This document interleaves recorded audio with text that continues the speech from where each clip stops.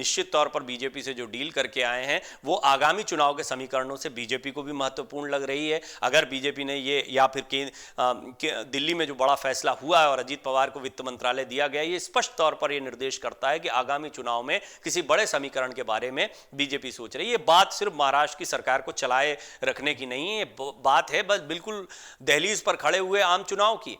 और लोकसभा का चुनाव में महाराष्ट्र की लोकसभा सीटें बहुत महत्वपूर्ण होने जा रही हैं बीजेपी के लिए। अपने पिछले प्रदर्शन को दोहराना है तो पिछले प्रदर्शन की तरह उन्हें तमाम उन राज्यों में जहां पर फिलहाल स्थिति विपक्ष और यानी एनडीए के खिलाफ पूरा विपक्ष लामबंद होता दिखाई दे रहा है, इसमें महाराष्ट्र और बिहार सबसे महत्वपूर्ण माने जा रहे हैं।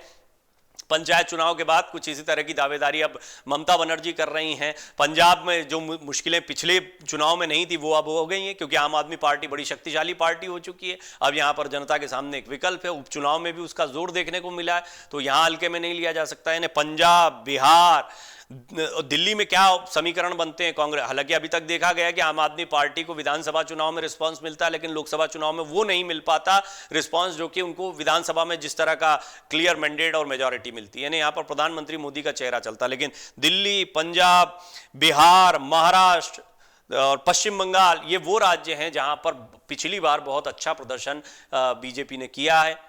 कई जगहों पर सारी की सारी सीटें जीती हैं। राजस्थान जैसे राज्य हैं जहां विधानसभा में तो हार गए थे, लेकिन लोकसभा चुनाव में बल्ले बल्ले हो गई थी।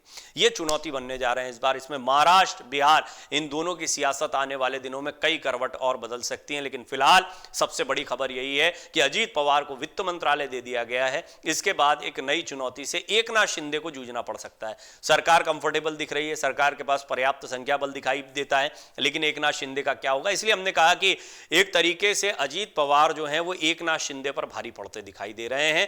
और यदि यही होता है तो क्या शिंदे गुट में फिर से बगावत होगी, यह सवाल मैं आपके सामने भी रखता हूं। इस पर आप अपनी टिप्पणी जरूर करें।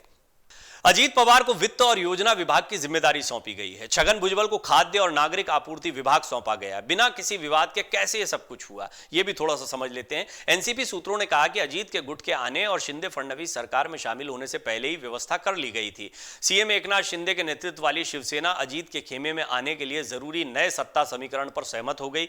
इस बात पर जोर देते हुए कि सब कुछ सुचारू रूप से हो गया है। इन दावों पर हंसते हुए कुछ भी अंतिम रूप नहीं दिया गया था और कुर्सी को लेकर खींचतान थी जैसी बातें कही गई। एनसीपी सूत्रों से पूछा गया कि क्या आपको लगता है कि हमने इतना बड़ा फैसला लिया और बिना किसी झगड़े के एक नए गठबंधन में शामिल हो गए, इसमें शामिल सभी प्रासंगिक मुद्दे क्या हैं।